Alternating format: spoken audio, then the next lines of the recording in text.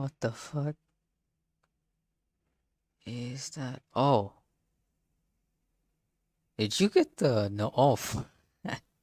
Hello. I was not expecting you here. Of all people, how you doing, bro? Oh, that's gonna become pretty recursive, so I'm gonna put that there and open the stream from my phone. 'Cause I have not done this in a while. What's up? What's up? So, yeah, did not start the stream for a while because I was sending the links on the Discord server just so that more people are there. Anyway, now that I have the stream on my phone, I can see chat and I should be able to respond to whatever you're saying. So how you doing, bruv?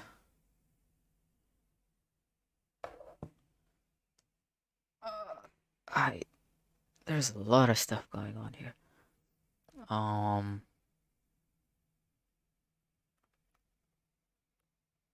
I'm doing great. Just I've only slept for like 5 hours a day. Oh, but apart from that, I'm great. You know, absolutely everything's going great. uh, I'm gonna reduce the quality of this because I don't want to see the quality of the stream since I'm only just looking at chat. Yeah, no. Anyway, so I'm working on a game for a game jam right now. This is what I've got so far. This is the entrance scene, and there's like about a day left, and I have to finish all my stuff on the Trello board. So I've not even done the boss fight yet. Level 2 is just way too easy, and the intermission area after death just does not exist either. It's like when you die, it just throws you back to the beginning. Or no, I don't even think I implemented death yet. I think your health just reaches 0 and then nothing happens. Like you just keep taking bullets without dying. Oh, bloody hell. I have so much to finish. Oh, are they doing a stream now? I hope not, because if they're doing a stream now, then I think I might be clashing with theirs. Jam start questions randomly. 29th? No, that's gonna be at 11 o'clock. Okay, good. I'm not clashing with any of the event streams because if I was, I'd be screwed. So yeah, you can you wanna join the stream? You wanna come on VC or? Because I don't mind. I can put you on VC. Your stuff will come through. So I'm gonna be doing several things. I have to make music. I have to, well, not really make music. I have to do SFX, so like my sound design and stuff. I do have to do main menu music. And then I have to do the boss count. Okay, sure, no problems, no problems. I have to do the boss fight. I still have to make the damn boss and then make him spawn from whatever regions are required. So this is the boss area. And I still have not even added in like the cover and stuff, so I got a lot of work to do, bro. I'm gonna you want to commit not live anymore. Um I can show you what the game looks like though. If we start. I don't know how loud the music's gonna be. Your ears might die. But that's fine. So this is, yeah, I got this cool smoke trail VFX thingy, which I made obviously, and your gun, you shoot, you reload, you jump here, it tells you to look at the energy, you start seeing enemies spawning. Jesus Christ, you have to kill all these guys. Well, we're used to over.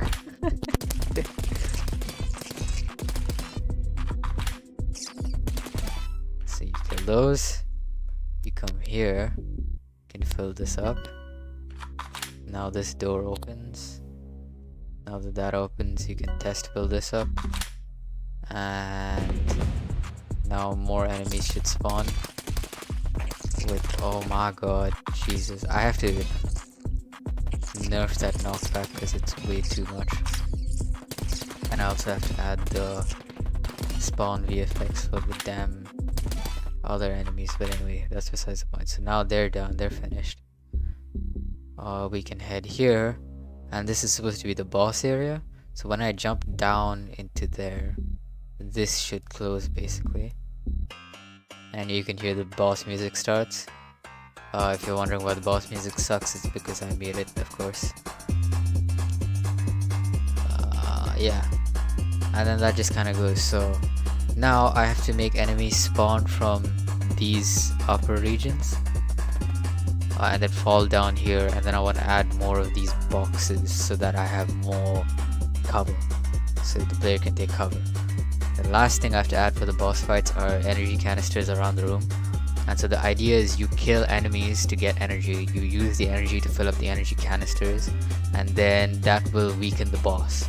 So essentially you have to kill the minions so that you can attack the boss, and then when the boss's shield goes down, my stream stopped. What? No, it's right here. I'm just not moving.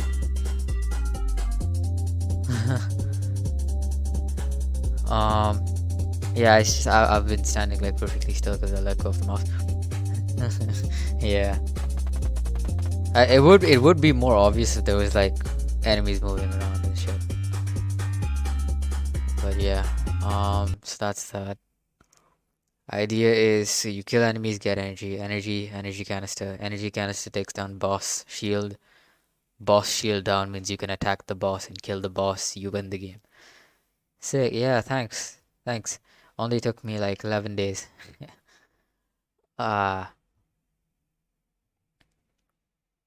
Thanks. I've been trying to work on the looks for it because especially this took me a long time to make the muzzle flash VFX. I spent so long doing like the designing for the textures, and then basically I had to write like several shaders.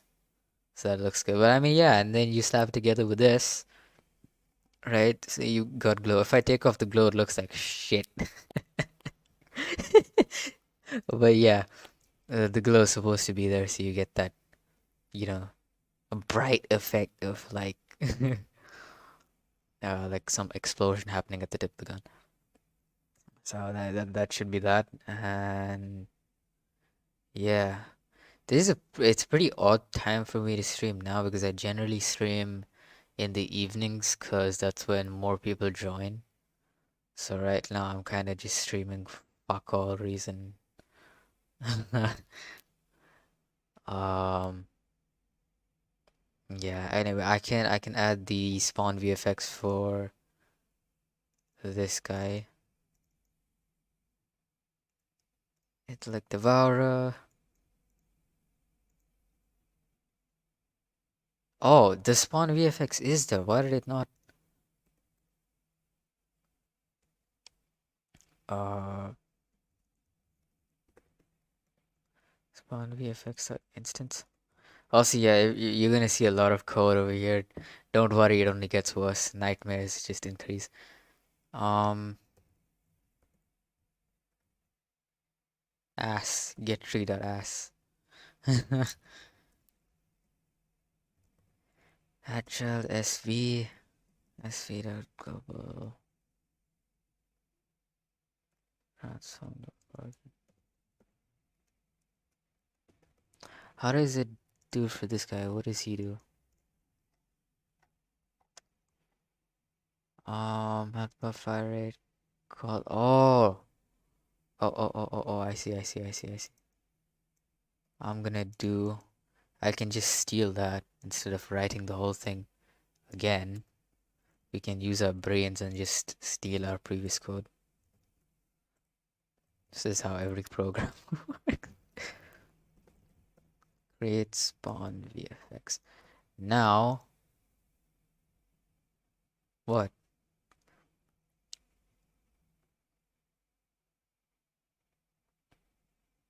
What? No, just use my own spawner at the base. Hippity hoppity, your code is not. Hell yeah. No, the thing is though, it's my code. So, I mean, like, I can steal my own code from the same project, like, because I already did this, the other enemy, the bat enemy, the flappy dude, he has the spawn VFX, um, which I forgot to add when I was doing this enemy. So I was like, look here, and I just see that I already put it into a function, so I can just copy the function and then replace it. The problem is it'll spawn here at the bottom. I don't want that to happen, so I'm gonna add a position. Call this the body position, and I can place that in the center of him. So now I can spawn it exactly where the body position is.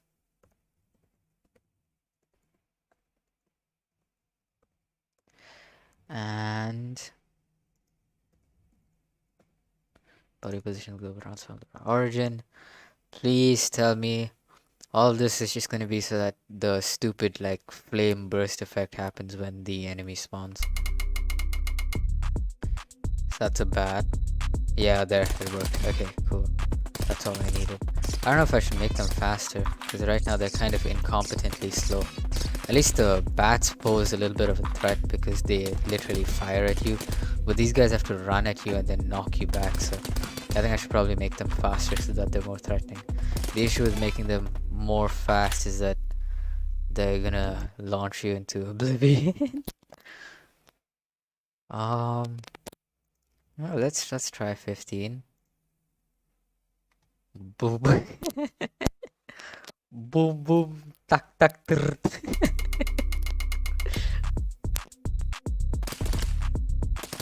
Yeah, okay, that's decently fast.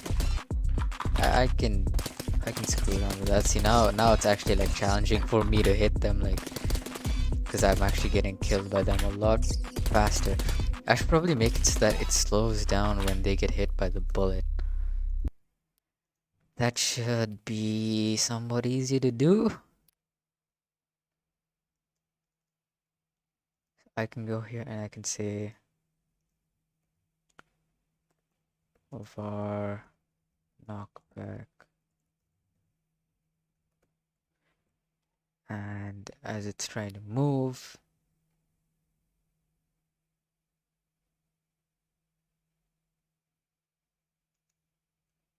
just knockback is equal to vector is 3.0 by weight of, let's just say, 0.2. So what I'm gonna do now is some basic vector maths, which is basically I'm gonna tell the bullet to like get whatever direction it is when it hits the enemy and set that to be this knockback. And the knockback is gonna, whatever you set it to, like every single frame, it's gonna slowly get closer and closer to zero. So what that means is that um, when the bullet hits the enemy, it's gonna create a knockback force on it, but the knockback force is gonna decrease the further back it goes, so eventually it'll slow down and it'll return back to whatever it was initially. All I need to do here is take velocity and add knockback to it. Should be pretty simple. And then now I can do the same thing for this guy.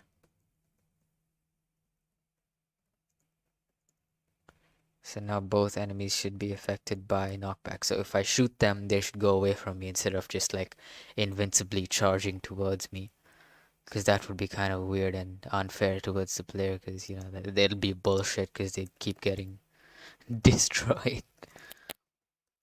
Um, the weird thing about games is that you have to always bias it towards the player, because otherwise, if you don't bias it towards them, it becomes unreasonably hard. So yeah, if you ever thought the game was if you ever thought like a difficult game was pretty hard, it's probably because it's very unbiased towards you. Even easy games have to be like somewhat biased towards you because otherwise it'll seem like a pain in the ass. That's the problem. You have to always like treat it as if the player is number one. So, oh well, whatever. Have this stupid box and that does not look perfectly aligned, but whatever, I'll roll with it. Sitting on my chair. That's not what I want. You collider dot help. Yeah, okay. Collider dot knockback is equal to velocity dot normalized, right? So now we get this, and yeah, we'll have a var called knockback force.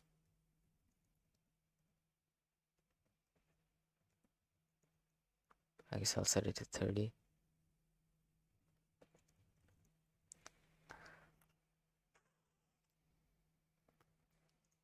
Times knockback force. So I can probably illustrate this for you. There is a... Where the hell is my line? There's a... No, I don't want that. There's a vector like this, right? And this is your velocity. And this is essentially the bullet's velocity. And so what it's going to do is it's going to copy that. Right? It's going to copy that and create a new vector called knockback, right? The special thing about knockback though is that its length is exactly 1. So that way it's like normalized. And what I can do now is if I take this and I multiply it by our knockback force, right? Then essentially we'll just get this because 1 times anything is just that number. So what this means is I can preserve the direction of the bullet, but I can turn it into the force of the knockback that I want, right? And so that's basically what I'm doing here. Dot normalized means I'll make it exactly a length of 1 without changing the direction. And then I can multiply this by knockback force because 1 times anything is just that number. So yeah. Now the last thing I have to do is make sure... Oh no, I don't even have to set it because I set it already here. So now, hopefully, it should work. Let's see. Let's fight some enemies.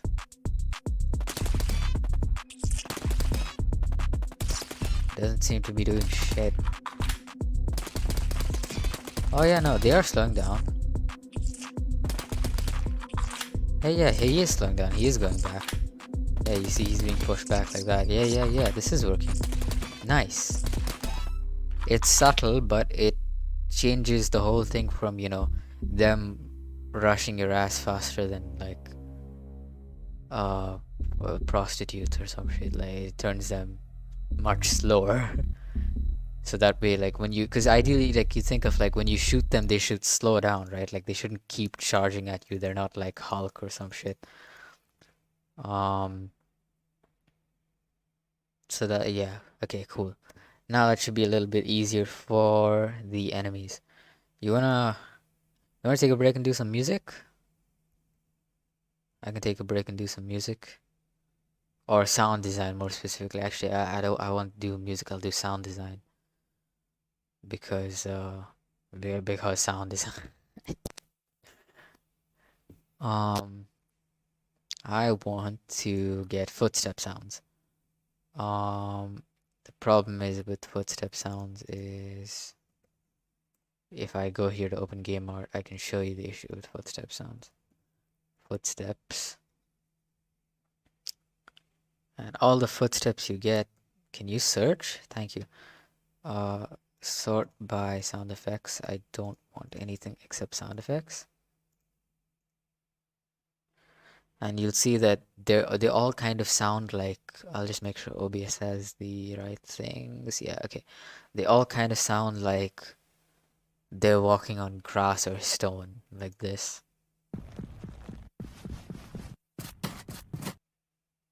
Like that doesn't sound at all like what you'd expect to be walking on in this scene, because in this scene you're walking on this floor. This is not grass, this is like metal. So this kind of footstep sound wouldn't make sense. You need, and there's so many, but they're all the kind of same. Like this is snow and gravel. Absolutely not gonna work. This is grass, sand, and stone. Also not gonna work. I don't know what this is. This is like horror footstep sounds. You know, bang and what? Was that like Morse code or some shit?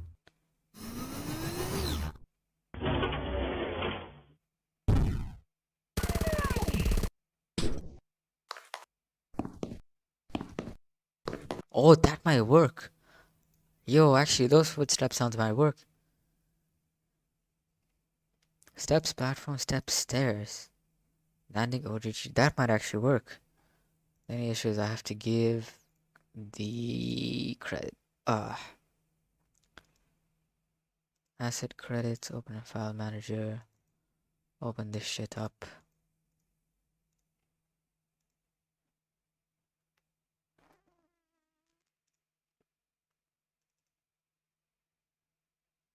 SFX, YZ sounds. Put this here and then. Oh, it's public domain as well. That should make it easier for me. Just gonna steal that because I'm not gonna type out your whole paragraph of a title. Door shots, bang, and footsteps uploaded on 2012. Wow, this is old. Available. Don't you love citations? It's my whole fucking life. Yay, we cited a source. Cool.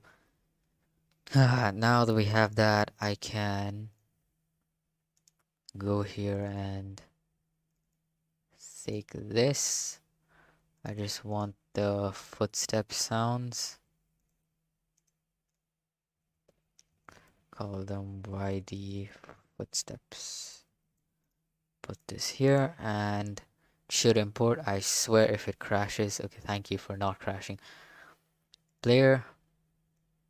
Go here. Under the player, I want to put audio stream player, and we'll call this the footsteps SFX, and give it its own script. Right, so now what I want to do is set the unit size to 10 and the unit decibels to 10 and unit size to 30. Now I can test these footstep sounds. YD footsteps. Let's see what they sound like. Oh my god, they imported as looping. Don't loop, man.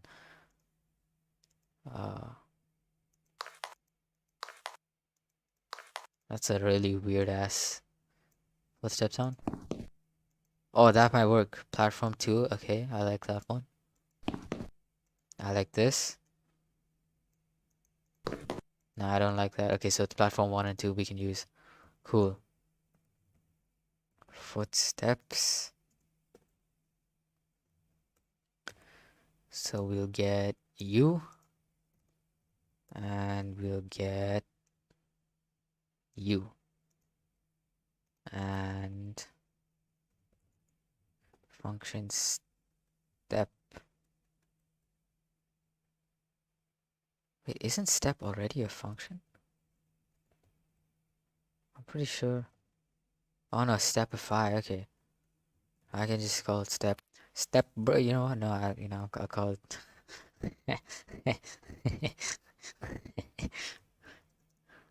Um, that's what we're gonna call it. That's what we're gonna call it. You can't tell me. I'm gonna call it that. That's gonna be the name now. And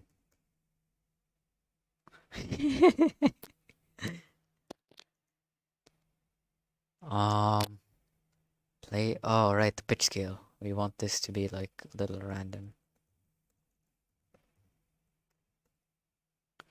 From 0.9 to 1.1. Let's put it like that, I guess.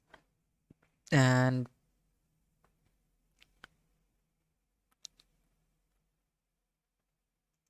I want to give it a timer. No, not you. Give it to the footsteps, you dumb idiot. Already var timer. So what this is gonna do is when we start walking, it'll start a timer. Every time that timer reaches 0, we'll play a footstep sound. So this way we can control the interval on which we're playing footstep sound. So let's make it like, I think 0.2 should be quicken. Oh no, it might need to be quick, right? Should be like, yes, I'll go for like 0.1. And yeah, we can get the input direction. Does player stats have the input direction? I can't even remember what I did with it. Yes, yes. Okay, input direction is there on player stats.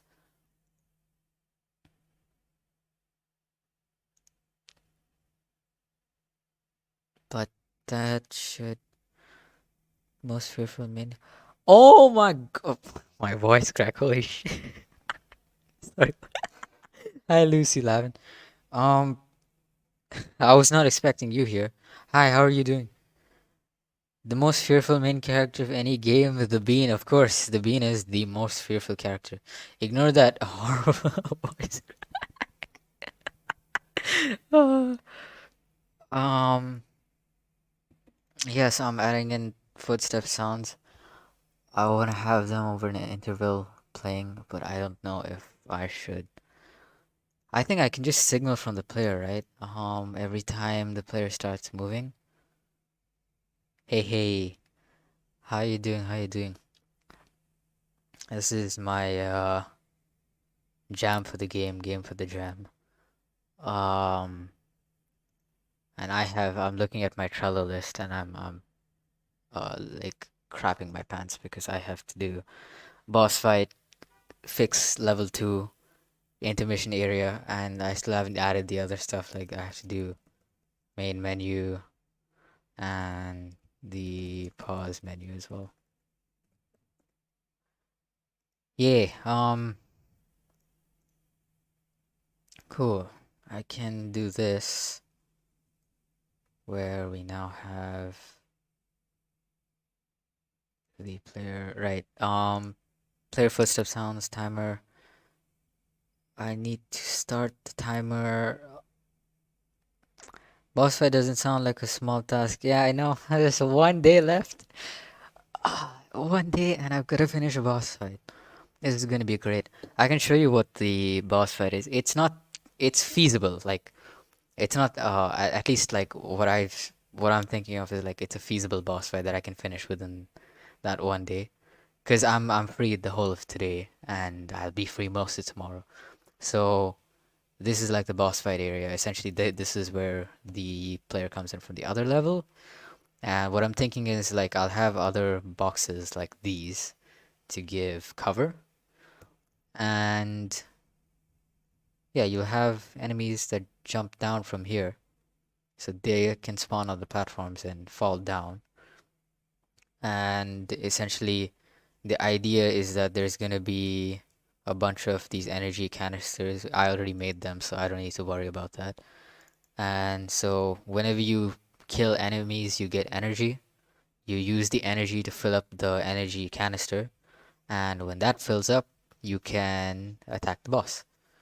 So yeah, the boss is kind of just like it's just gonna be like, I'm gonna do the cheap thing, just get like a regular enemy, and then Yeah. I settled this like a few days back. Before end of the week because I settled this on like Thursday because I knew that Friday, Saturday, Sunday is gonna be nightmare because I have to complete all of my university assignments. Because Sunday, end of the week, so they'll ask you for like deliver everything in. So yeah, I spent like the whole of Thursday to work on that. I do this is it. I gotta go. Sick game though, and good luck. Thanks so much for coming in, Jishan. Really appreciate it. And good luck, dude. I know you're studying for your exam, so good luck on that. Do well. Um, so yeah, this is basically what I'm doing, and yeah, I have to. The energy canisters are basically these liquidy things here, which has like the simplest sine wave shader on it. So there's gonna be like these around the map, and fill that up, fight the boss. My main thing I wanna thanks so much. Yeah, thanks so much, Jishan. Main thing I wanna work on now is fixing the sound. Hey, this looks awesome since the last stream. Yeah, thanks so much, dude. I know I've changed a lot. Last stream was like white checkered boxes from Kenny's prototype textures.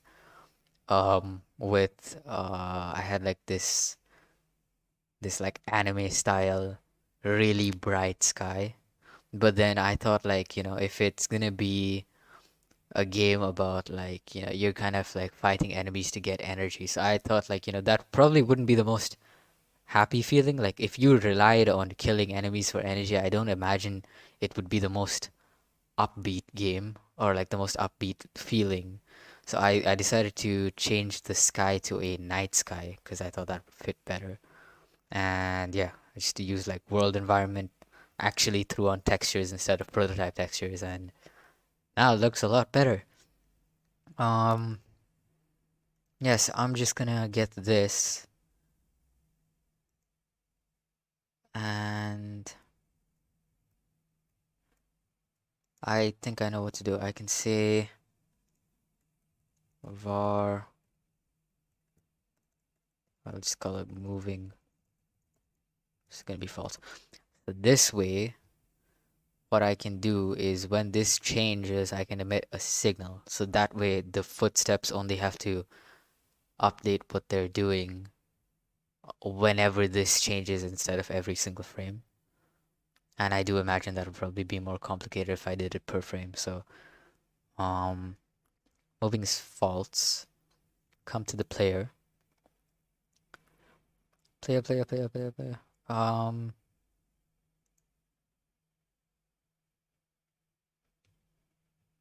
alright, I can just do it here. Player stats to move, not move child, moving is equal to input direction not equal to vector 2.0. So as long as my input direction is not 0, it'll be considered moving. If it is 0, I'm not moving. Simple. And I can come here and tell you to just make a set get. I am running out of ideas for variable names. I'm just gonna call it moving change. New value. It's gonna be a boolean.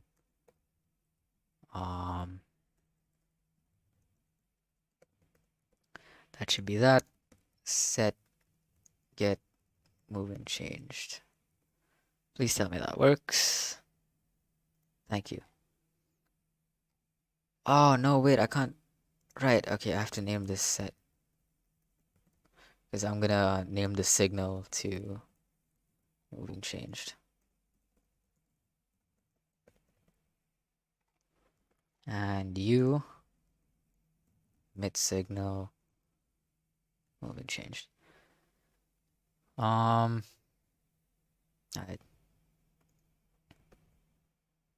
I want to incorporate those. I had like was like a Breath of the Wild kind of explosion, which I did on my channel, and I put it here, but I just don't know what to use it for. I had it in like the earlier prototype, but I took it out just because I don't know, I thought it didn't quite fit. Explosion particles Nekoto. Why did I call it explosion particles Nekoto? I mean, yeah, it is made by me, but um, so it's this kind of thing. If I go here, kaboom! Oh wow, okay, you can't see it. It's like that, yeah. If I turn off the one shot, you can kind of see what's going on. So I really wanted to make use of this because it's like a cool stylized explosion effect, but at the same time, I don't know where to incorporate it. So I will think of something.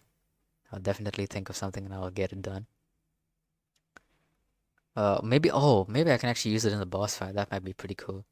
Like when the canister fills up, I can put like an explosion around him to signify like boss has been weakened without explicitly saying it. So yeah, that might be better for me. I have this really punchy bit crushed SFX. Might not go well with this. I don't know. Tweak later. Point is now I'm gonna finish the timer. Nice. Is that a spreadsheet or a shader in the particles? It's both.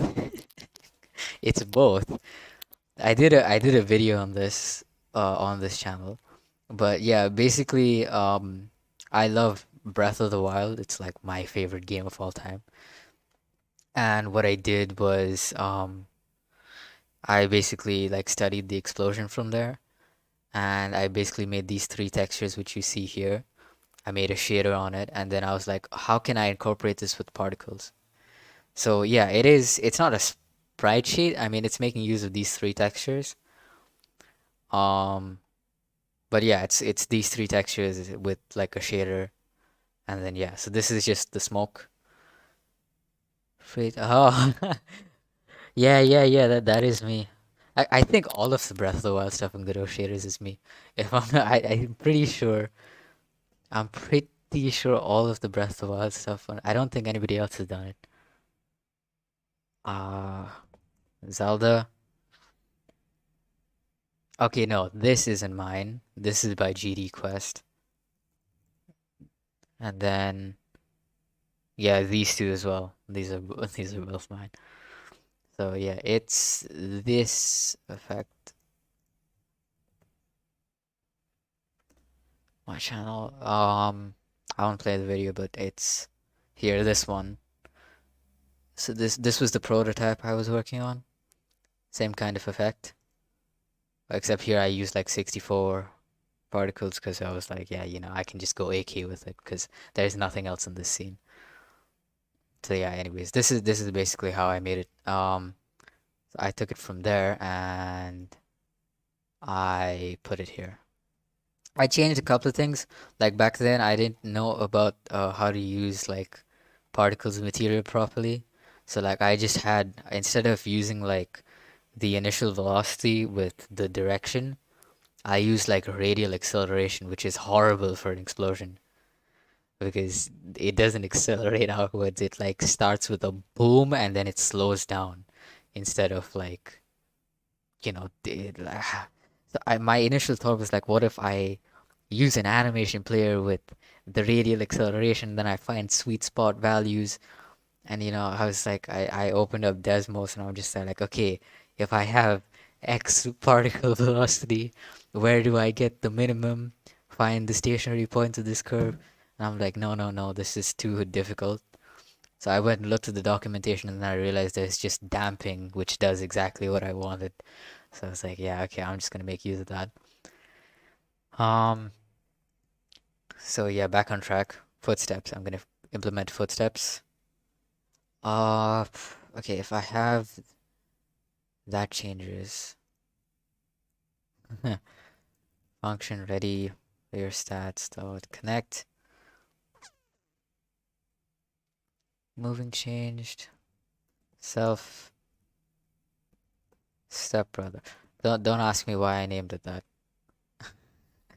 Just don't question why it has this name. The function has this name. Nobody's gonna see the script, so I don't care. Um, it's moving changes.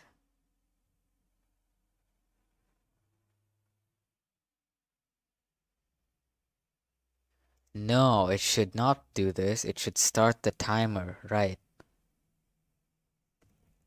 Function check timer. That's what I want. I need to check whether or not to start the timer. So if player stats dot moving timer dot start. I've never asked around with animation player by particles. Even even I didn't ever think of doing that. It was I think it was Play with Furcifer. I think they're the ones who first introduced the idea to me. Like I saw their video and I was like, and it clicked because I know that you can use animation player for like literally any property in the editor, but it just never struck my mind like you can use it for particles materials. Like that when I heard that, it blew my mind because I'm like, the amount of stuff you can do with it, right? Like because you can change properties of that particles material, which is basically just a particle shader on the fly, which is so insane. I will, you know what? I'll go a little bit off topic because I want to show you something. I want to show you something. I will go a little bit off topic here. Um, I will open up my my very sacred project, the one that I don't open source to anybody. But I will open this up and I will show you something. It might take a while because I'm on a laptop and I'm streaming from that laptop and I don't have the most particularly powerful CPU. But when this does load up, okay, are you ready for what you're about to see? Because it's pretty insane. At least I would say it's pretty insane. So yeah, I'm just gonna play and show you um my passion project, which is this. I'm looking at the stream for if it showed up. So yeah, this is my passion project. And this is the power of particle shaders. This is all just like the power of particle shaders. And I personally think like this just looks amazing, you know? It's it's supposed to be like my full on recreation of Breath of the Wild. Thank you. Thank you so much.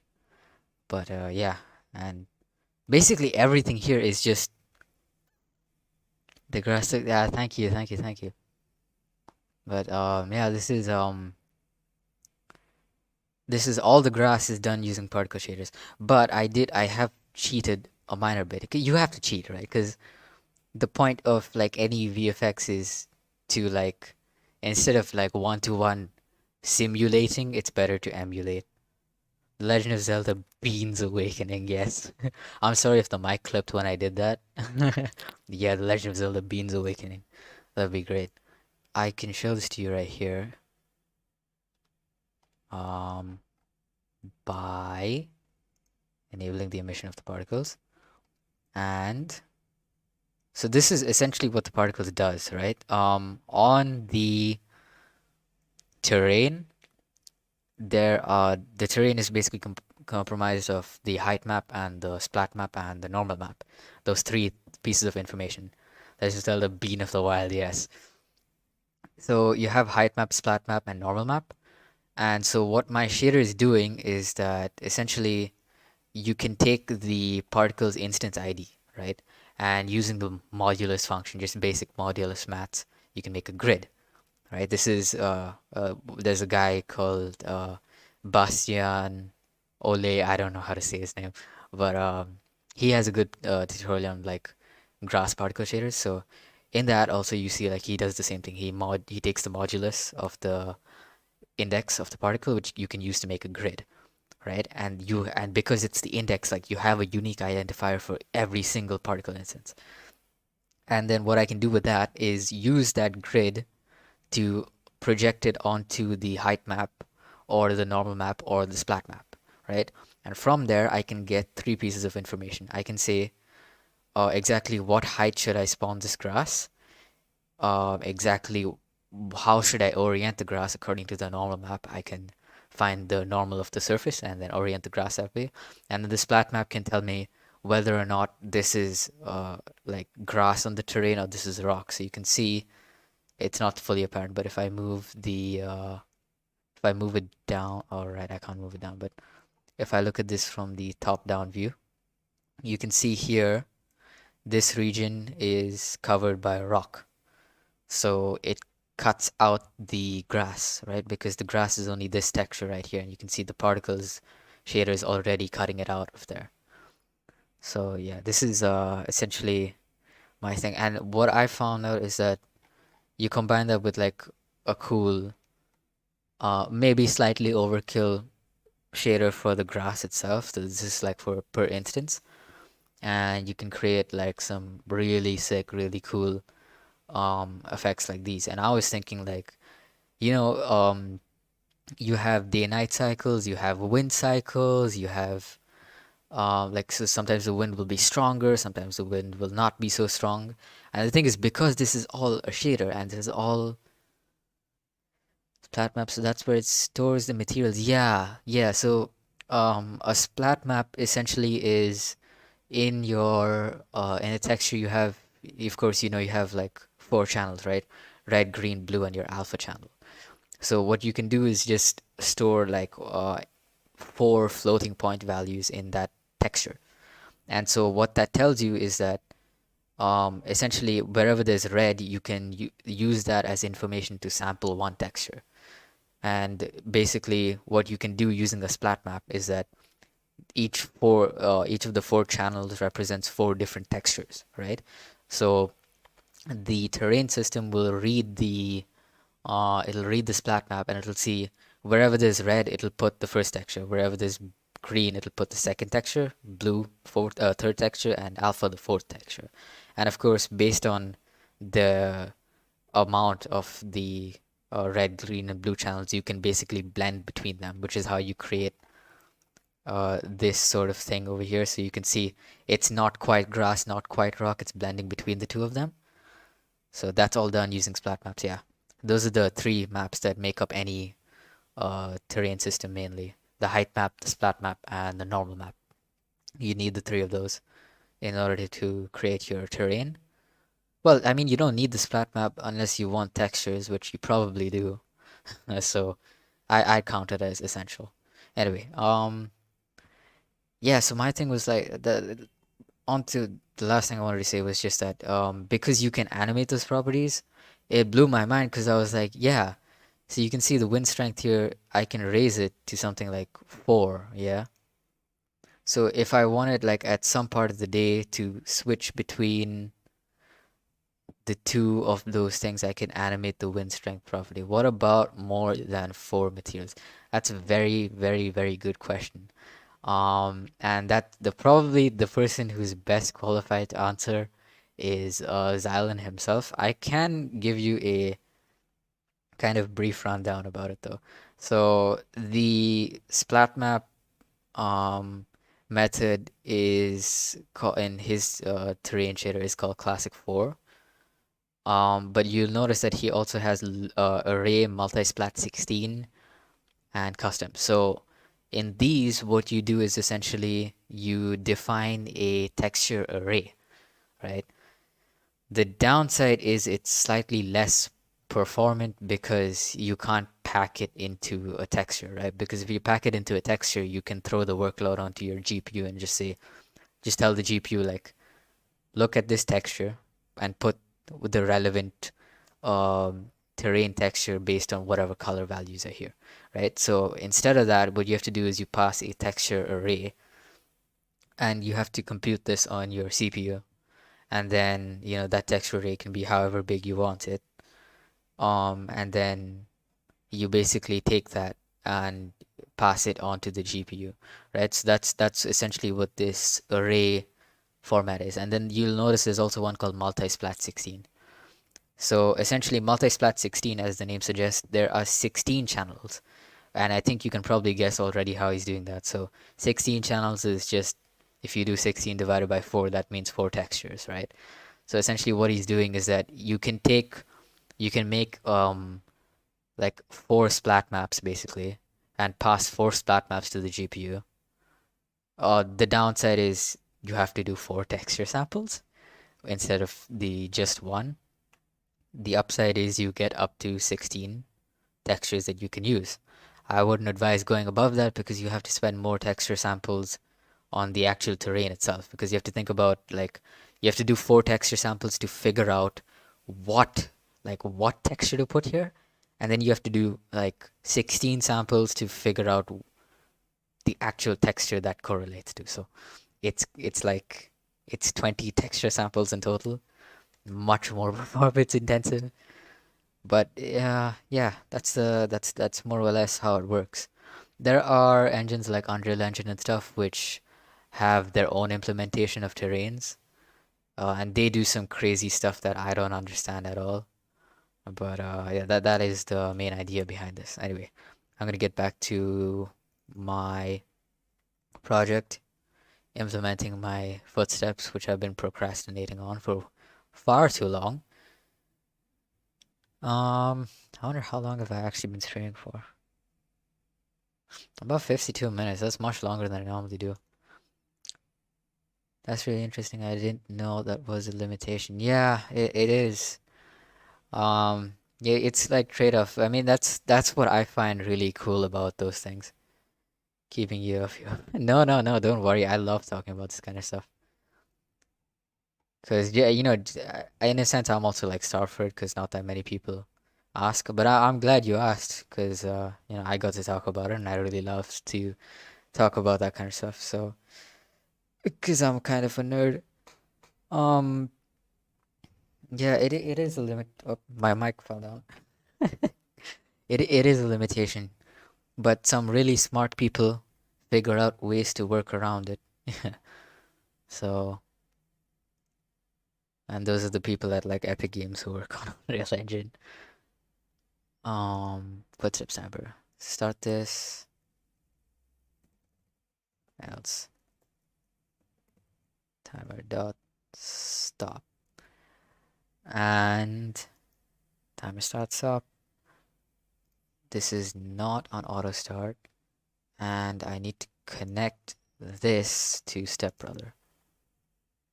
That sounds really weird. Props to Zion for making this work in the first. I know, right? He has the most like goated. Like for me, I think Xylan's height map terrain is like the greatest plugin I've ever used in Godot. Like there are really cool plugins, but then there's just his height map terrain. It's so far above and beyond. Like it's pure GD script, full terrain system, multiple LODs, can generate meshes, multiple ways to sample textures, uh, options for like low poly styles of terrain as well as high poly styles of terrain, variable chunk size, adding in grass, coloring the textures, editor like tooltips and like UI and interface and everything for interacting with this terrain. Like it's so much work and all open source free, It's great. I love it. Because you can very easily make something like that, paid because it's a lot of work. Like I know Calinu, who's the lead programmer for Godot, he has an implementation of Fabric, which is it's like an IK system. And he's paid that. Yes, yes, yes. I've heard of Cartographer. I've heard of Cartographer. I wanted to use Cartographer because the main upside for Cartographer is that Cartographer works 100% on the GPU. How? I don't know. Like the only thing he uses the CPU for is for collision generation, right? But otherwise everything, like the whole generation of the mesh, the LODs, the everything, he does it entirely on the GPU. But the problem is I couldn't understand how to get it to work. Like it kept giving me bugs and then I kind of got frustrated and then I left it. But I wanna try out his terrain system a lot more. But yeah, like you said, H terrain is a lot more extensive. Plus, I think I'm more comfortable with it because I've used it a lot more. Anyway, with that, hopefully, I should be able to have footstep sounds in game. Please work.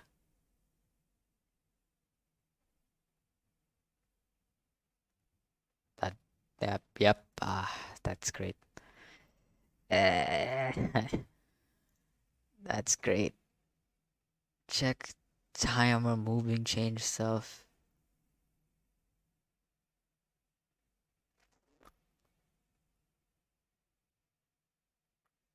Oh, I didn't actually emit the signal, did I? New value. Oh, right. I have to see here if moving not equals to new value, then emit signal. Moving changed. I think that's the reason why it wasn't triggering.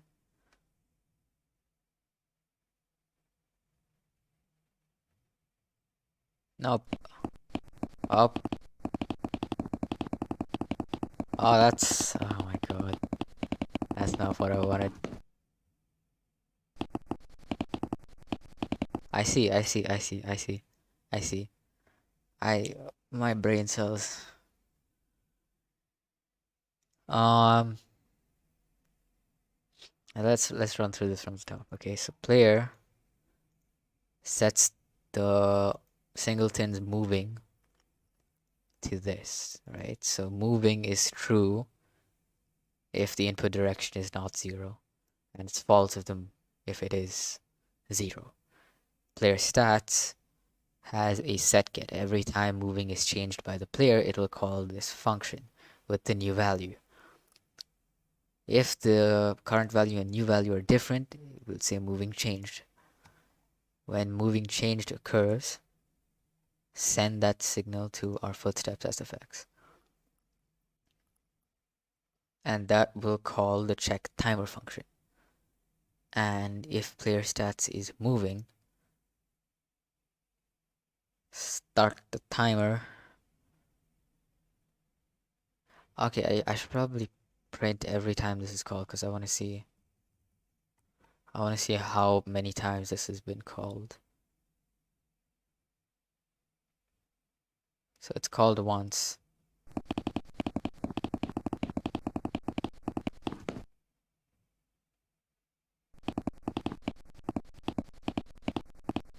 What? Why? Okay. Do I just change this to stop? Do I just invert it? I don't understand. Seems counterintuitive, but if it works, it works.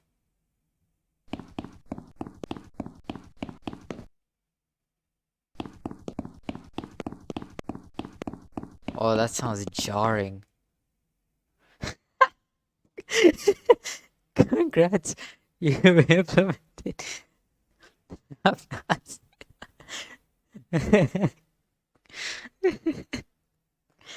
Oh no, this is not at all what I wanted.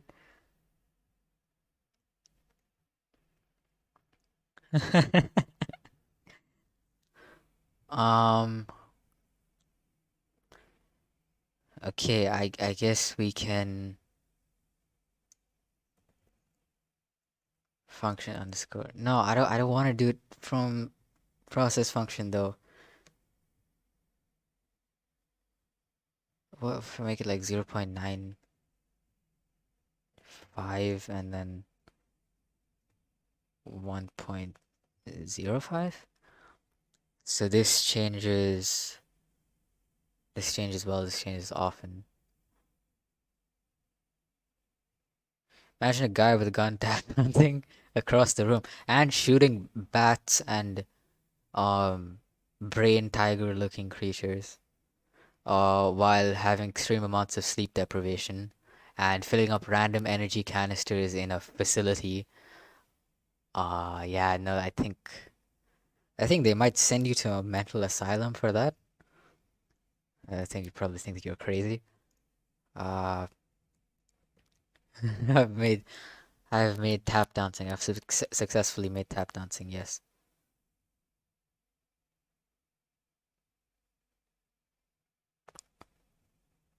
What's the... Oh, I have an idea. Oh. I have an idea. I remembered I found out about this a few days back. I'll leave stepbrother in. I'll take this out, right? And sounds like a game I'd play. Your battery is running low, thank you. Step brother. Yeah. I don't need to do this because I found this cool thing a while back. So if I go here, yeah, new audio stream random pitch. I found this thing, which I found really cool. Steps platform 2. Random pitch 1.1. This is what I wanted. Because here now every time I run this, it'll give me a different pitch. It's 2. Okay, maybe if I set it to like 1.5, it'll become more obvious. But it is changing, trust me. So you see, and it's fully automatic because it's handled just by the engine. I think if I should do that. And then I can also make it loop, right? So now, yeah, it's included by default. Even I didn't know. I was literally messing around, not yesterday, day before yesterday, and I just found it there because I clicked here and I was like, what are the options, right? Because I wanted to change the looping option on this. I literally misclicked. I clicked here and I saw this and I'm like, what's that? Why have I always done this via code? Even I have. Even I just did until I remembered that I found out about this. Yeah. I don't know. I've not seen it in the documentation at all. It probably actually let's check. Does it have documentation? It does. It does. It has documentation. It's just not a very well-known thing by the community because we all just tend to use pitch scale, rand range, and But yeah, you can literally just specify it from here. So every time you call the play method on your audio stream player, it'll just it'll just pick a different pitch. So now all I need to do is every time that changes, I can pick a new footstep sound. This is probably still gonna sound like tap dancing. I feel like it.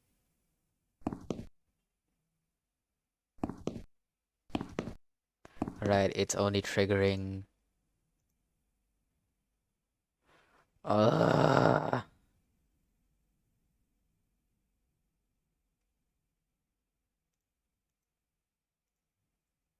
okay, we're doing movement function. Okay. Footsteps SFX. There's a signal here that it finished. This is not the way I usually like to do it, but it works for now.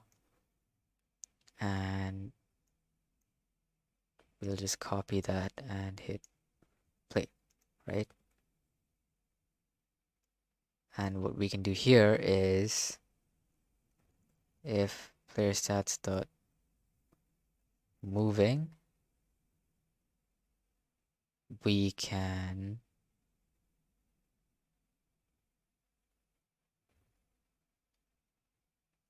play this, right? Else we stop it, and I can add an extra check here to make sure that this does not trigger unless we are moving. Bad code, let's go.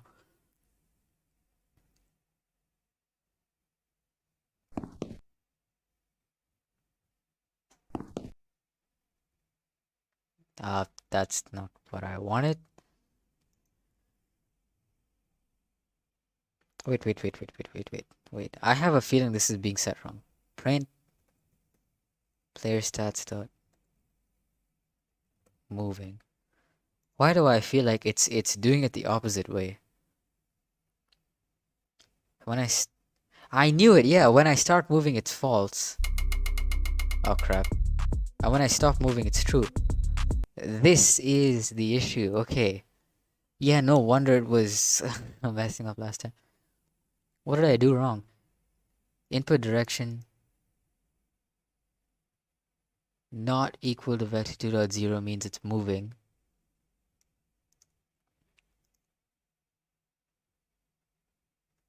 If I just set a double equals.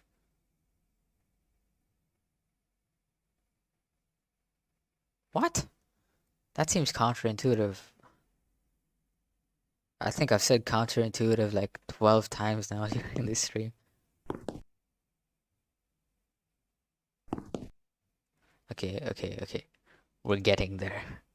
We're getting there slowly. So now, when we start moving, it plays.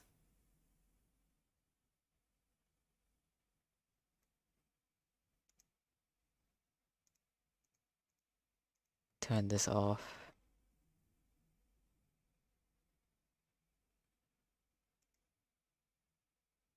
Attenuation mode inverse and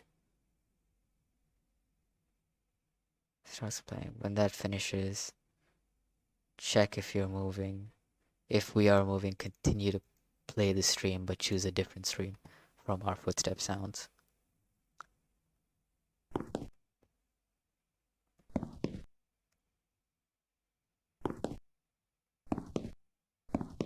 Nope.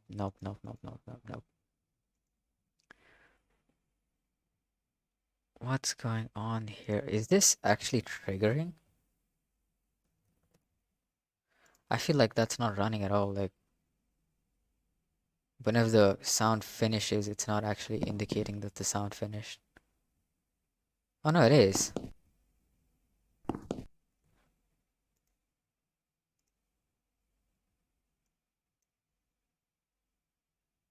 Okay.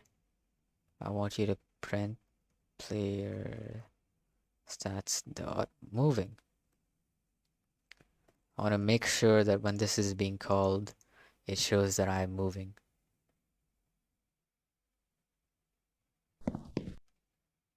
Ah, that's why.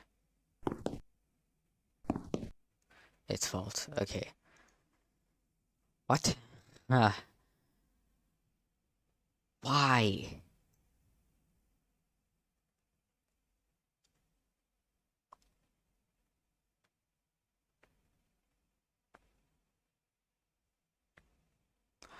Oh my god, I have a feeling it's that.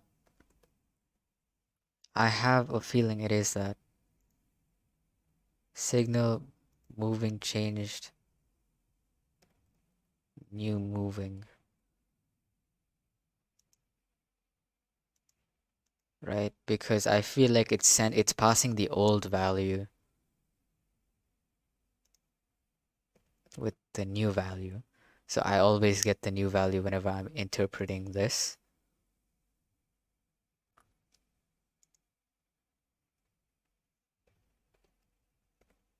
New moving, it's going to be a bool.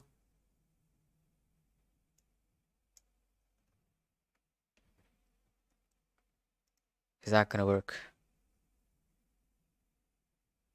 Please? Yes! Oh, it was actually passing the old value. Well, I learned something new about Godot today.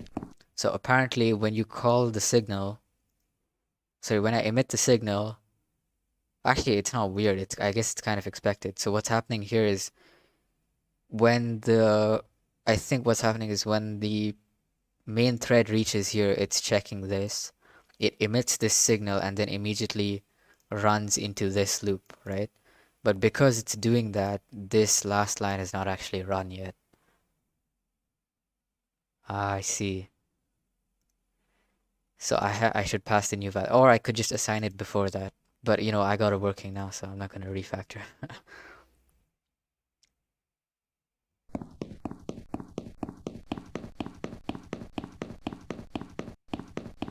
That sounds so robotic. Oh, no, I don't like it.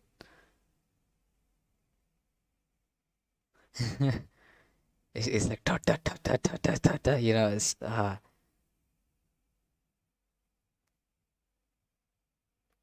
very, very robotic. I want to vary that up a bit.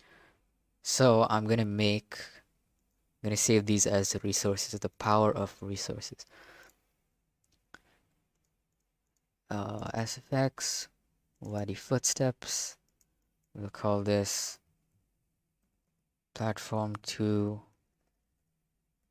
random the tres, right? So now we have that, and I can create a new random pitch and go inside this and give it platform 1. Same thing, I'll give it random variation of 1.3 and save this one as platform 1 random the tres. Cool. Now I can swap between the two of these because these count as audio streams, right? So I simply plug them in here.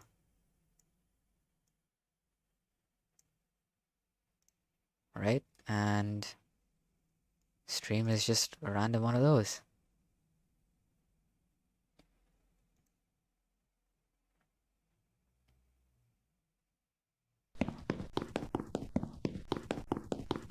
Oh no, he's tap dancing again.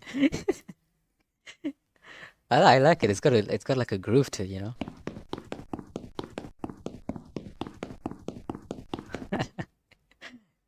It's like a clip clap. He's like dancing across the floor while eating it. Also, I feel like the footstep sounds are too loud, so I will turn this to 5 for now, just so I can hear the volume, make sure it's not too loud. Now I still feel like that's loud. 1? What if I just do 1? Because it's right underneath the player. Right, so it should be. But I feel like that's not changing anything.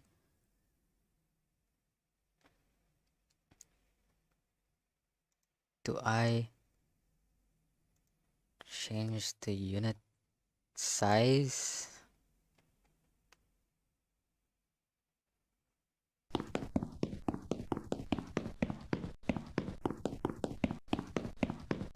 Sounds pretty satisfying, you think? I feel like it's... I mean, yeah, I guess it is a kind of satisfying sound. I need to get rid of that tap dancing, though. That is a big problem. I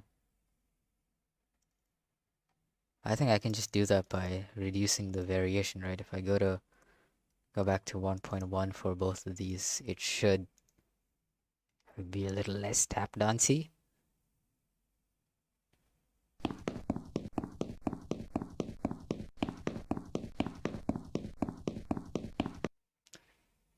Maybe the delay between the steps, that's a good idea. That is a good idea. How can I implement delay? If I use a timer, I can put a timer so that before it starts the next one.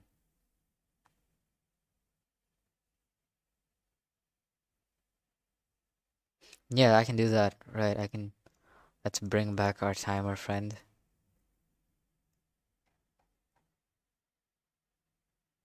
Well, oh, I lost it for a second there. Oh, that's what this one arrow was. I think I know what it says. Yeah, no, not found because I took out the time. I just realized. So I can get rid of this. Leave that as it is. Right, and then what I can do is do timer dot start ran range.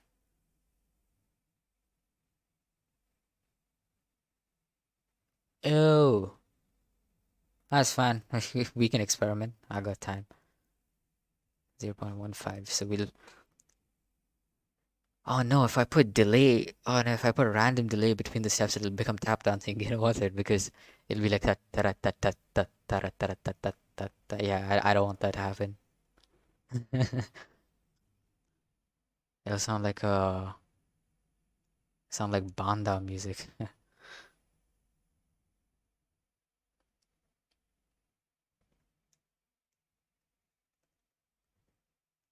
Um, I wonder if I can get anything that is like, I mean, the most stream friendly thing is what I have, which I don't want to play in the background. Because most of the stuff I've made is not so good. Like the intermission screen music.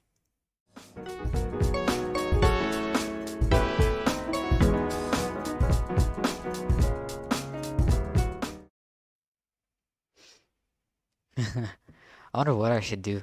Because I generally don't stream a lot. Hmm. It's got like a jazz BPM. I think because man, I listen to way too much rap music, so like all the music I make is like I ended up making trap. So when I was working on the music for this game, I was like, you know what? Let's break away from that and let's try to do something different. Nice transition. Thank you. It's not mine. It's from a free pack, Stinger animation pack, which I found from somebody on YouTube, which they licensed it out for free. So I was like, yeah, but I'll take the compliment anyways because I like compliments. Yeah. So when I made this, I was like, what can I do? What can I do to make it like different from what I had? So I took like Borderlands. Can I listen to Borderlands music on stream? Yeah, it's Borderlands music, right? So if you stream Borderlands, the Borderlands music plays in the background, but your stream doesn't get taken down. I think I can I think I can show it to you. So I took you can already see it's in my search results, which should give you a good idea.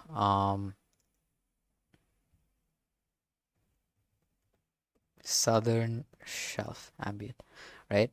This is probably one of my favorite ambient soundtracks ever. Just because of how invoking the composition is. Just want to make sure the music's not too loud. Oh, I just realized my PC audio is pretty low. I didn't even realize that. So you hear how it's like dark. I feel like it's probably going to be louder than me, so I'm going to lower it a bit. But essentially it's like you have um you have this ominous like horn that's playing the background, and there's like ambient noises you can hear. You can hear a lot of things going on. There's very faint like gunshots and like a little bit of like scary ambient tone going on to it, right? But as the song progresses, you get this bass that comes in that's going like dun dun dun dun dun. That's very monotone because I can't really hear it right now. Oh, right, my bad. Um, that should be good.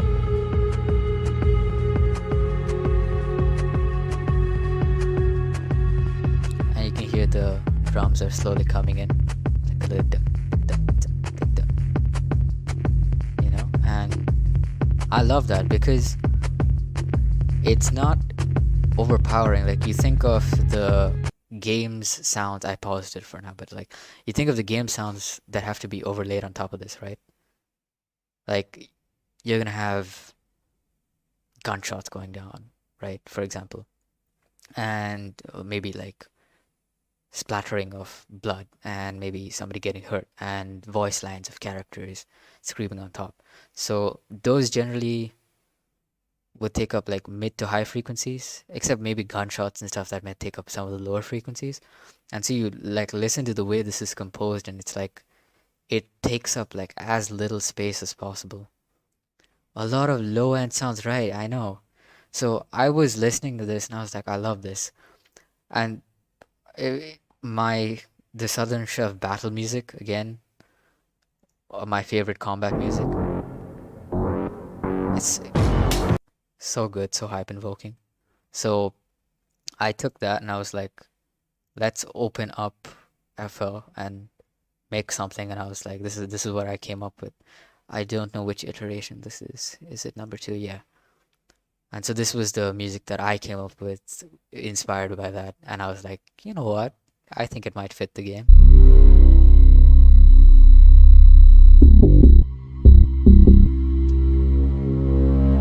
Of course, it's not very good because I'm not very good at composing, but I mean, for what it is, it works.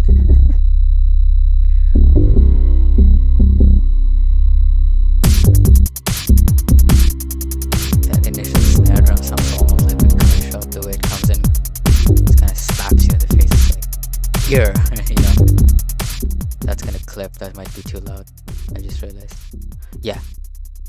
So that's what I did, and then boss loop, same sort of story. Just took that and I was like, it's just metal soundtrack.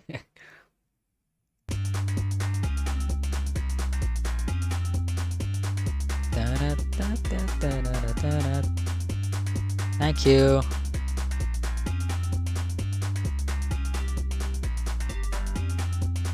And I wanted like a breakdown at the end, so I just did like.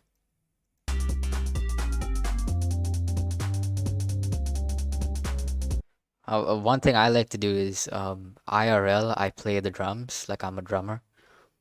And so so like one thing we do is like during breakdowns and stuff, you go one of two ways. Either you like work with the bass player in order to create something that like is a good setup for guitars to go on top, right? Because they'll do like a guitar solo or something. And so that creates for like a nice breakdown effect. Or the other thing you do is when you don't have a very strong support from that bass player, you can half time the drums, but you'll keep one like part of your drum beat the same. So for in my case, I use the hi-hats. The hi-hats are like all 16th notes. It's just da da da da da da da da da da da, you know? And it's like it swings slightly, so it's like da da da da da da da da da, and that stays constant throughout. But the snare drum, instead of going like ta ta ta ta, it half times and it goes like ta ta. It's like half the speed, and you hear that transition, and it's like a subconscious thing, but it kind of creates this like a riding feeling, like at least I find that it creates that ride feeling, like it's kind of taking you somewhere, like something's happening now, something's changed, something's happening, and you're just letting the drums like ride you to that destination, which I really love.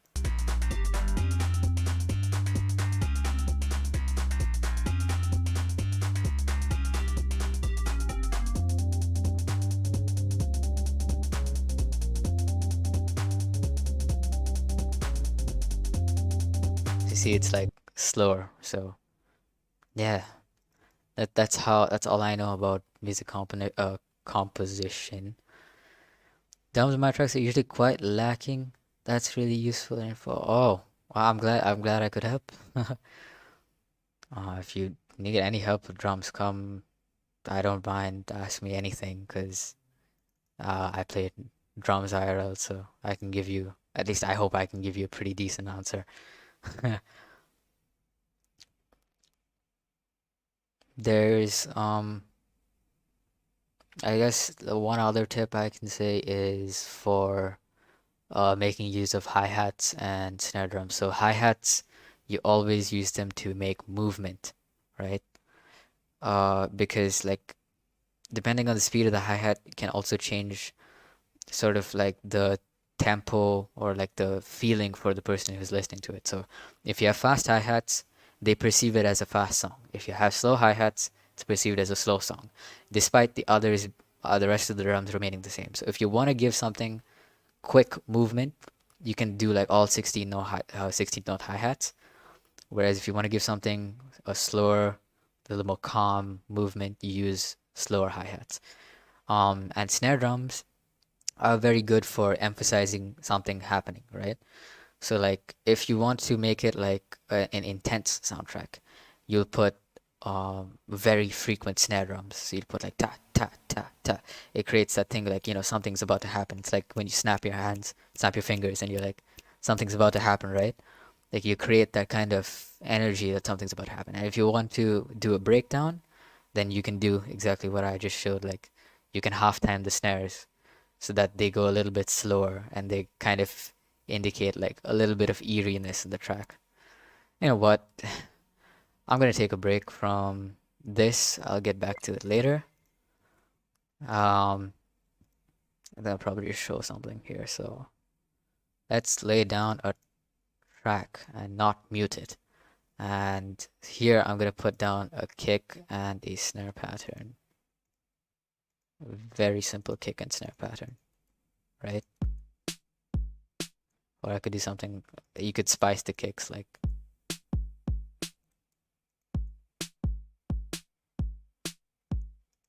yeah, let's do something like that. I like it. Oh.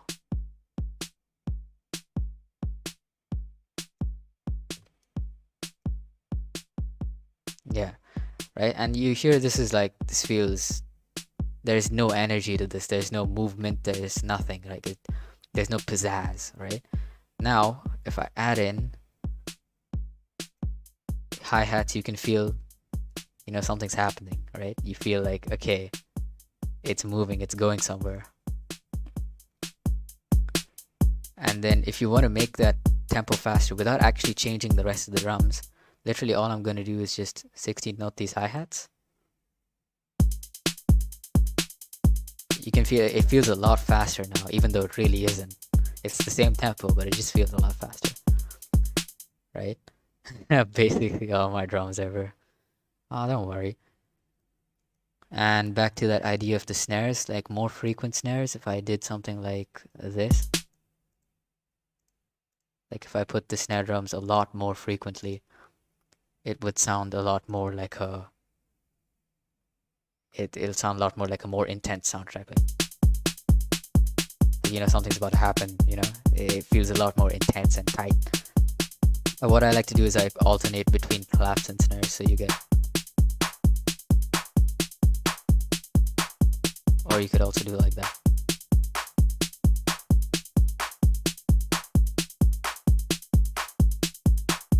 I'm kind of just having fun making a beat at this point. So you get like a little bit of movement. And you want to make a breakdown? Half time this. And half time this.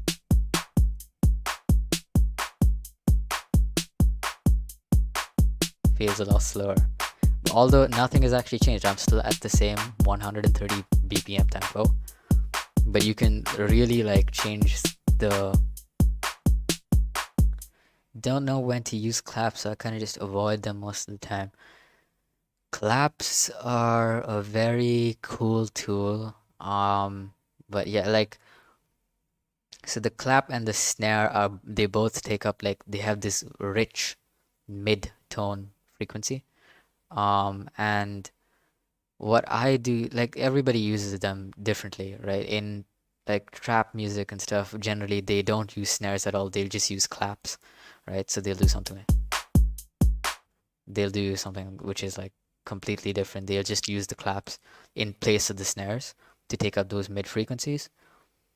But what I like to do with them is I see them as like an accent, like a spice, you know? So if you have just something basic like this snare, it sounds very flat. So if you want to add a bit of spice to it, you can throw a clap in the middle, because you want something to take up that mid tone, but it should be varied from the snare.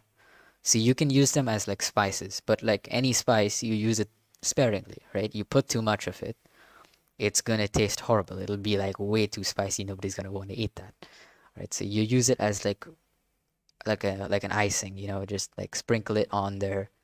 Don't overdo it, and just let it be. So you see like how much, it's just a very tiny change, very tiny subtle change, but it gives it that little bit of like pizzazz to it. Use it very sparingly because if you try to overdo it something like this, it wouldn't sound right. Like it's like too much information and it doesn't really sound nice. Like if you just use it sparingly, you can get like a really nice sound. You throw in some kicks in there and you basically have a nice beat.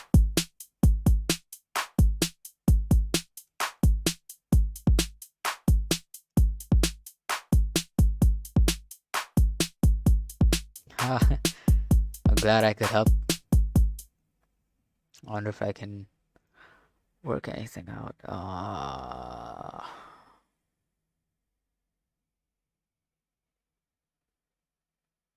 Where did I save that?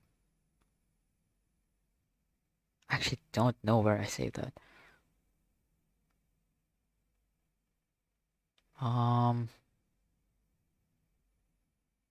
Not even meant to be battle music.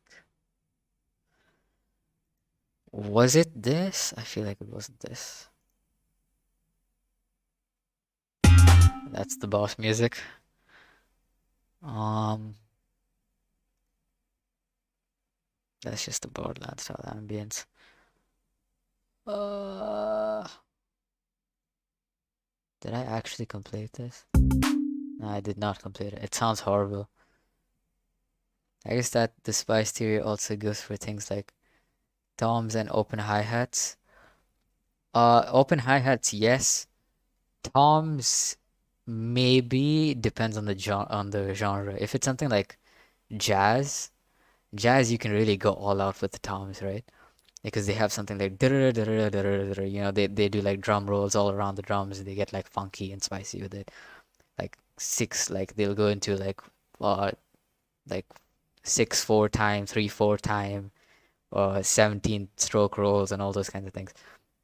But if it's for maybe something like a more calm genre, then maybe yeah, you might want to use your toms sparingly. Toms are a funny subject because they're the only like really tonal part of the drums. The other ones are very like thump sounds, you know? Like a snare drum just gives you like a bass drum will give you like a or like a do sound, and then hi-hats give you that or ch. But toms are the only ones that have like a ring to it. They have like a tung.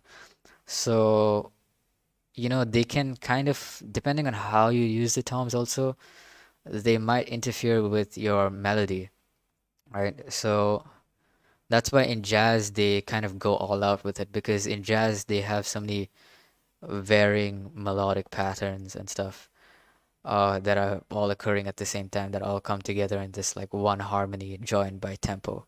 And so there the drummer can really do whatever he wants. He just kind of takes his opportunities with all of the toms.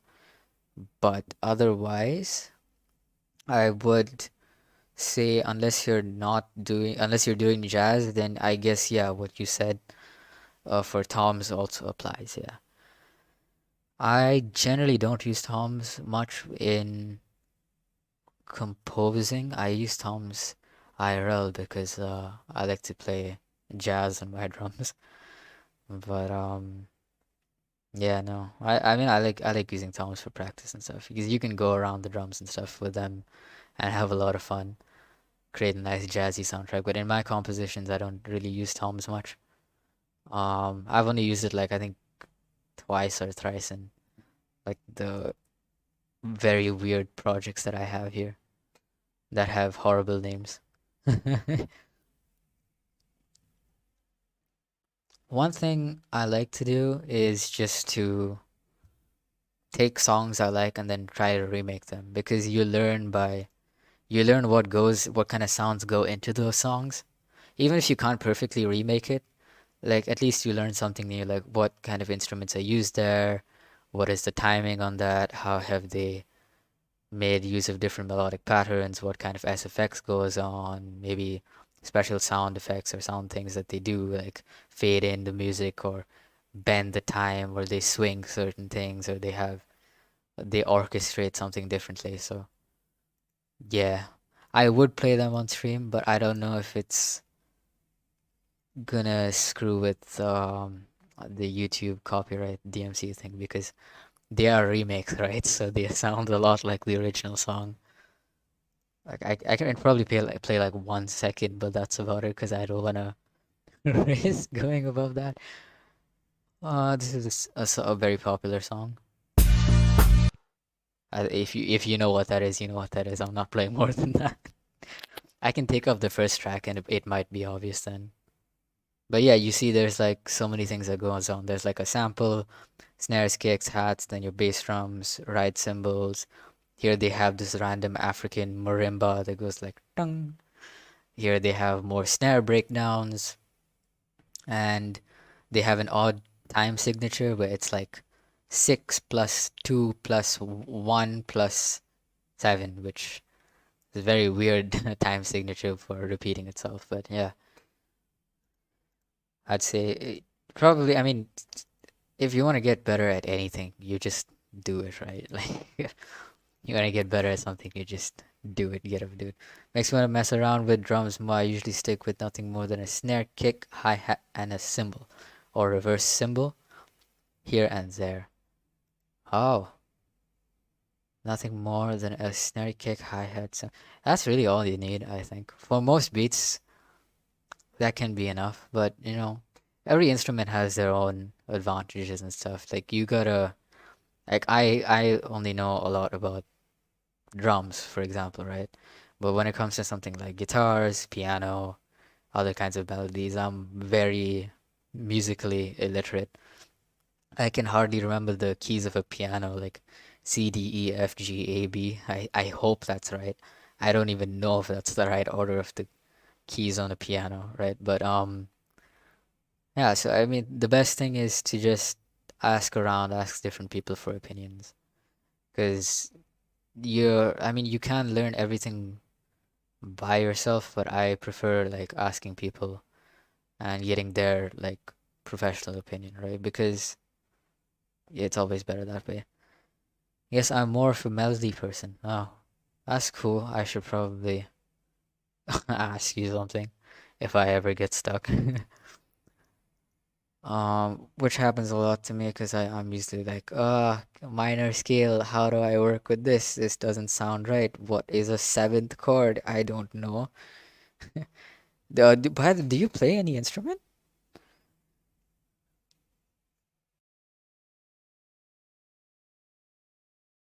Ah, yeah, sorry, I had to move. Do you play any instruments?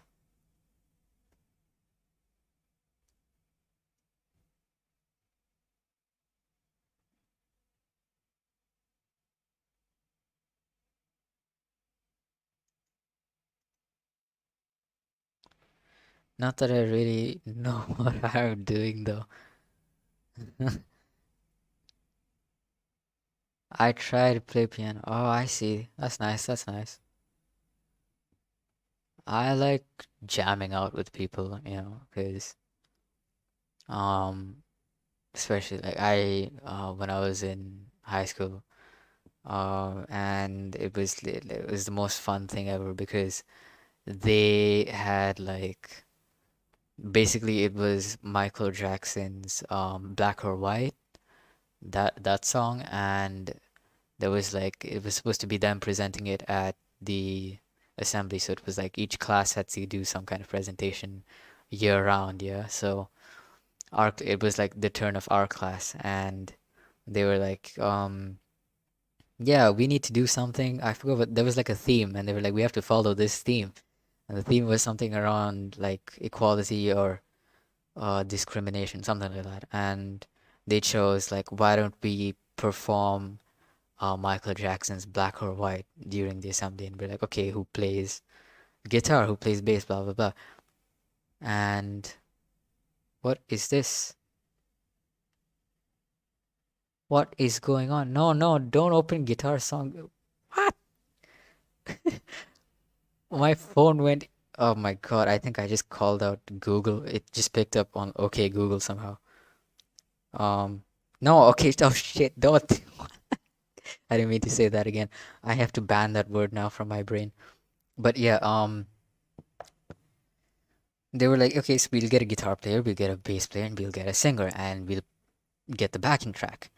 And I'm just, I wanted to jam with people, but never really had anyone to attempt to jam with. Oh, that's sad. I mean, jamming with people is probably, I think, one of the most fun parts about making music. Because you just get to like mess around with people and have fun, and just the music kind of flows, right? And that was the thing, because they didn't have, they thought that they were just gonna use like a backing track, and the literally like the worst series of events happened, and like basically 3 days before, like we were doing rehearsals, right? And so like 3 days prior, one of them landed up in the hospital, and they were like, "What are we gonna do now?" So they were like, "Okay, we have a guitarist, we have two singers, we can maybe use this backing track." And so then they went around the class and they're like, "What do we do?" And then I was like, I didn't. I was kind of or let's just say not very nice person, because I didn't want to help out at the time. But when I heard about that, I was like, I play drums. I can help. Because I didn't want to do it because I was really shy. Because I was like, I don't want to go in front of the entire the entire school and then play the drums and then mess up on stage or something. So I was like, I don't know what to do. But then when I heard that, I was like, oh, fine, I have to do it. Right? My conscience will not let me get away with this. So I was like, I play drums. And yeah, they just took me straight to the rehearsal room. I managed to like bunk like 3 classes thanks to that. And they were just like, okay, let's play the song. And I was like, what? I have not practiced at all. They're like, oh, what do we do then? So they pull up the song, and I'm like, oh, it's Michael Jackson's Black and White. And I literally just had to jam out with them there. And it was the most fun ever. And we got onto, the day came, obviously 3 days past rehearsals now, and we get onto the auditorium stage. We're standing there, everything's connected. Song starts, I'm playing, and probably one of the coolest things ever uh I did personally was that we were playing the song, and I had practiced a lot, because after like day one rehearsal, I was like, yeah, I need to really practice this, because I can't just go on stage and jam, right? So I was practicing, I was getting all the notes right, and working with a metronome. Like, I'm gonna discipline myself, I'm gonna do this, I'm gonna get this done. And I got onto the stage, and we were playing there, and I was so in time, and I was so like onto it, it felt unnatural to me. And so what I did was, I I scared everybody else, but I just broke apart and I started jamming. I literally just started jamming, and I was like, I started throwing in fills. I did like a little bit of snare drums. I started like, messing around with the hi-hats and doing a couple of tom fills, and it made the performance so much better. And it was something I never realized, because like normally you only jam out with people in private, not on a stage. But for me to pull a stunt like that, I can safely say I don't regret it, because I genuinely found that one of the most fun times. Yeah, thanks so much. I know it just like you just really let it rip and have fun, because once you have that practice, right, and you know what you're doing, and all the other musicians have this melody in their mind, you can break away from it. I don't know, it was like flow state for me. The one thing every game developer tries to achieve in their game is like, that's really what I reached at that point. And I was like, you know what? I can just throw in a little snare here. And then I was like, I can throw a little tom fill here. And then I'm like, maybe I could literally move my right hand off of the hi-hat and onto the right cymbal and then play a paradiddle. And I was like, yeah, okay. I've basically changed it now. And the guitarist looked at me and he just smiled. His name's Jerry, and he was like, he just smiled, and we just jammed out till the song ended, and it was the most fun thing ever. I got fired by the singers though, because when I switched off the drums, they thought they were in the wrong part of the song, so they messed up like a few of the lyrics. Um, so yeah, you should probably not attempt that live. We should probably like tell them like I'm gonna jam out on stage prior to doing that instead of just get there and be like, you know what? It would be great if I just threw off everybody's perception of what's going on. But you know, it's good to have fun, especially. Yeah, I know that was the most fun part. The guitarist also he just let it go, except for the fingers. Yeah, I guess. Anyways, I think I've been streaming for quite a while now. About an hour 46 minutes compared to the normal like 30 minutes that I stream. I'd say that's a lot longer. Thanks so much for joining, Lucy and Nies. I I love seeing your name like that. And Jishan, even though he's not here. I had a great stream. Thanks so much for sticking around. You guys actually made this like an amazing stream. Had fun, tap dancing, making tap dancing footstep sounds, showing off random projects, talking about music theory. Oh, no probs, no probs, no probs. Thanks so much for tuning in. Anyways, I'll put it onto the end screen and then I'll end it from there. So yeah, see you guys.